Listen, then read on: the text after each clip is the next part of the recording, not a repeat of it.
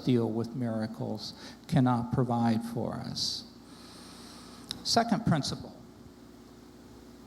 Hope that's in focus. Scientific observations are repeatable.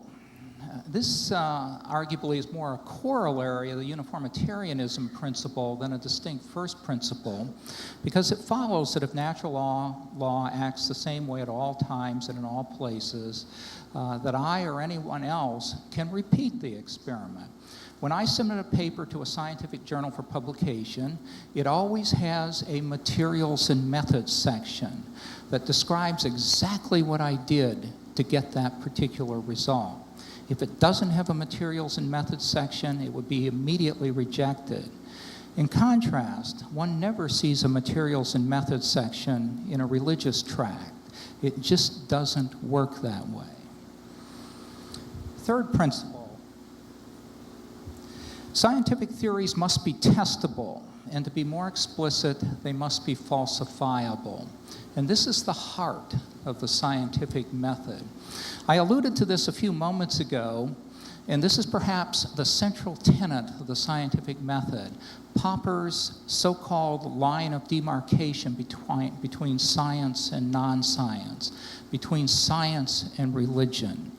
Implicit in this is that a scientific theory must be tested, must be stated, in addition to being tested, it must be stated with sufficient clarity, precision, detail, and internal consistency that one can deduce singular, unequivocal predictions from the theory that are testable against the empirical evidence.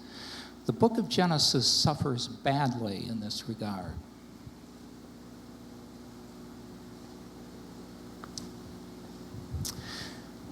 Fourth principle, there's a web of interconnectedness and internal consistency.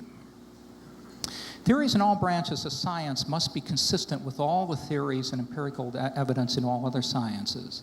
Thus, the theory of evolution by natural selection must be consistent with genetics and cell biology, but also with geology and physical chemistry and so on.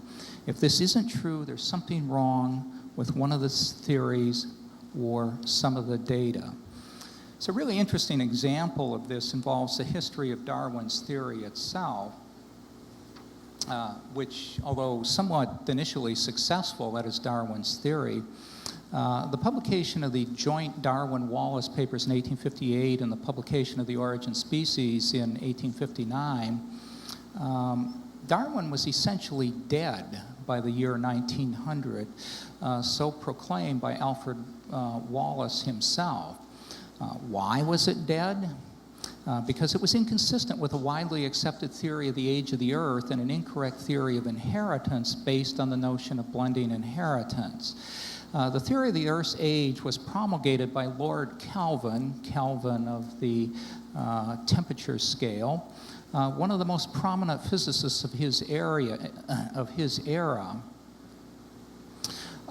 had actually miscalculated the age of the Earth based on its rate of heat loss, giving Darwin only 24 million years for evolution, which even Darwin thought inadequate.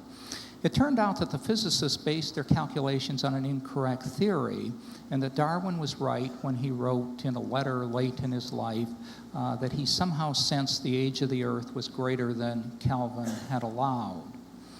Kelvin made his calculations very shortly before actually, the discovery of radioactivity, and the vast store of energy in the nuclei of atoms had not been taken into account in his calculations. The problem of blending inheritance, which Kent alluded to also, is the problem, not the blending inheritance itself, is that selection operates on genetic variation, and it certainly does. But as sexual reproduction blends away variation, as Kent suggested, there would be nothing for selection to operate on, and this indeed would be a problem because Darwin's theory requires that genetic variation exist in populations, and it comes into existence in population.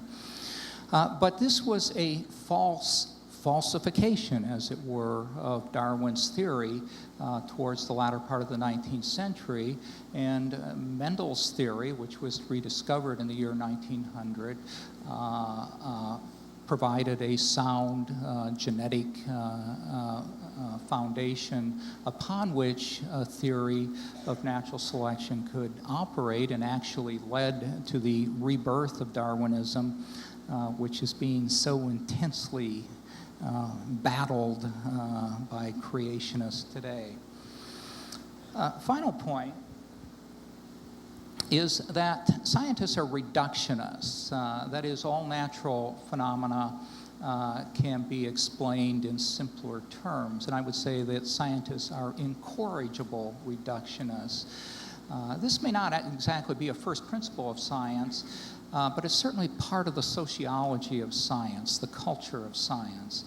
Biologists have insisted for a long time that the whole of life, meaning essentially the activities of cells, could be understood in terms of chemistry. And this has been dramatically confirmed in the past half century or so, and particularly in the past 2 decades with the extraordinary progress that has been made in cell biology, which is now pretty much called molecular cell biology. So life, as we understand it, is reducible. I now want to just take a few minutes to briefly walk through the major classes of evidence, much as Kent did, that bear on the origins of species, the diversity of life in all of its complexity and all of its seeming adaptedness. On the one hand, and I want to look at neo-Darwinism, the theory of evolution, in contrast to creationist theory, in context of these metaphysical principles. On the one hand, we have neo-Darwinism that claims that the whole of the diversity of life evolved from a single or from a few initial forms, primarily by a process of natural selection operating on genetic variation, as characterized by the principles of modern genetics. On the other hand, we have the particular theory of creationism advocated by Kent Hovind, and it's not the only theory of creationism. It is perhaps the most extreme position. It's based on literal interpretation of the Bible, and especially the book of Genesis. And what I want to do is to look on a rather coarsely focused level at how these different classes of data bear on the alternative theories in context of the metaphysics of science. And I point out before I do this that if you are not doing your analysis in context of the metaphysics, the first principles that I set forth, and these are not my principles, I simply read a bit in the philosophy of science and extract these from what I think is the current thinking about the philosophy of science. If you do not do your analysis in this context, you're not doing science, you're doing something else. This is where the line of demarcation is between science and religion. It's not between microevolution and macroevolution. Let me say first that it's difficult to derive predictions from the